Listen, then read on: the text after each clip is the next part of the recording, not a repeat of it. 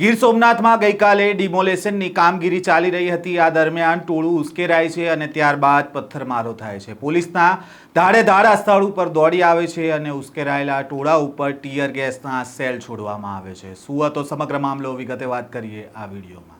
વૈષ્ણવજન તો તેને કહીએ જે પીડ પરાઈ જાનાને રે।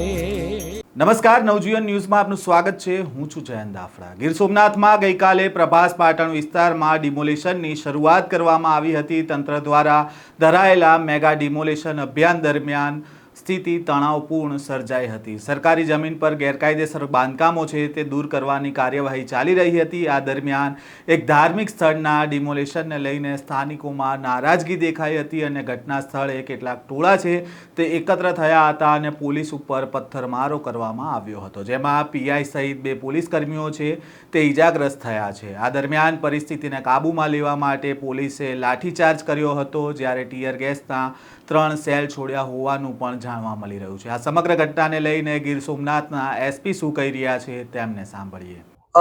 આજ રોજ સવારથી પ્રભાસ પાટણ પોલીસ સ્ટેશન વિસ્તારના ગુડલક સર્કલ પાસે સોમનાથ મંદિર નજીક ટોટલ 11 જેટલી પ્રોપર્ટીઓ, જેમાં દુકાનો, મકાન અને ધાર્મિક સ્થળોનું દબાણ હટાવવાની કાર્યવાહી આજ સવારથી ચાલુ છે। આજ રોજ સાંજે બાકીનું બધું દબાણ પૂર્ણ થયા બાદ હાલમાં જ્યારે રંગીલા દરગાહ મસ્જિદ હટાવવાનો પ્રશ્ન આવ્યો ત્યારે એક મહિલાઓ અને બાળકો સહિતનું એક ટોળું ધસી આવ્યું હતું અને પોલીસ સાથે ખૂબ જ ઉગ્ર બોલાચાલી કરવા માંડ્યો। પોલીસે ખૂબ જ એમને સમજાવટના પ્રયત્ન કર્યા હતા, પરંતુ તેઓ એમાં અમુક તત્વોએ પોલીસ ઉપર સીધો પથ્થરમારો શરૂ કરી દેતા પોલીસને હળવો લાઠીચાર્જ કરવાની ફરજ પડી છે અને ટોળું વિખેરવા માટે ટીયર ગેસના 3 સેલ પણ છોડવામાં આવ્યા છે। પરિસ્થિતિ અત્યારે હાલ પૂર્ણ રીતે કાબુમાં છે।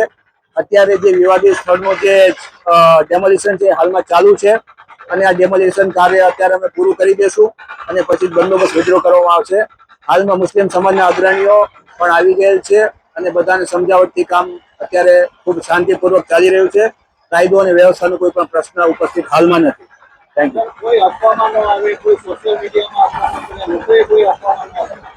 મીડિયાના માધ્યમથી હું તમામ સોમનાથ વાસીઓ અને જિલ્લા તેમજ સર્વે લોકોને હું અપીલ કરવા માંગીશ કે કાયદેસરની કાર્યવાહી થઈ રહી છે। મુસ્લિમ લોકોનો પણ ખૂબ સપોર્ટ છે અને કાયદો અને વ્યવસ્થાની પરિસ્થિતિ સંપૂર્ણ પોલીસના નિયંત્રણમાં છે। કોઈ પણ જાતની અફવામાં આવવાની જરૂર નથી।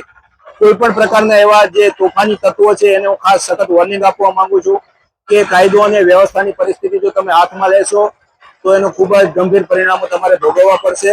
એટલે લો એન્ડ ઓર્ડર જાળવી રાખવામાં પોલીસ અને તંત્રને સહાયરૂપ થવા ખાસ વિનંતી કરું છું। Thank you. ગીર સોમનાથના પ્રભાસ પાટણ વિસ્તારમાં ડિમોલેશન ચાલી રહ્યું હતું ત્યારે ટોળાએ પોલીસ સાથે ઘર્ષણ કર્યું। તણાવ વધતા પોલીસે વધારાનો બંદોબસ્ત બોલાવી સમગ્ર વિસ્તારમાં ચુસ્ત સુરક્ષા છે તે ગોઠવી દીધી હતી। સરકારી જમીન પરનો ગેરકાયદેસર કબજો દૂર કરવાની કાર્યવાહી દરમિયાન થયેલા આ વિવાદ બાદ તંત્રએ છે આ વિસ્તારને કોર્ડન કરીને સુરક્ષા વધુ કડક બનાવી હતી। ટોળાએ કરેલા પથ્થરમારામાં પ્રભાસ પાટણના પીઆઈ એમ.વી. પટેલ તેમજ સર્વેલન્સ સ્ક્વોડના કોન્સ્ટેબલ જયસિંહ પરમાર ઈજાગ્રસ્ત થયા છે અને 80 થી 100 લોકોના ટોળા દ્વારા પથ્થર કરવામાં આવ્યો હોવાની માહિતી સામે આવી છે। પથ્થરમારામાં ઈજાગ્રસ્ત થયેલા પોલીસને સારવાર અર્થે હોસ્પિટલમાં ખસેડવામાં આવ્યા છે। આ દરમિયાન પોલીસ દ્વારા જે ઘટનામાં જે તોફાની ટોળા જે પથ્થરમારો કર્યો હતો તેના વિરુદ્ધ કાર્યવાહી પણ શરૂ કરી છે। આ પ્રકારના સમાચાર અને અહેવાલ સાથે ફરી મળીશું। નવજીવન ન્યૂઝ સાથે જોડાયેલા રહેજો।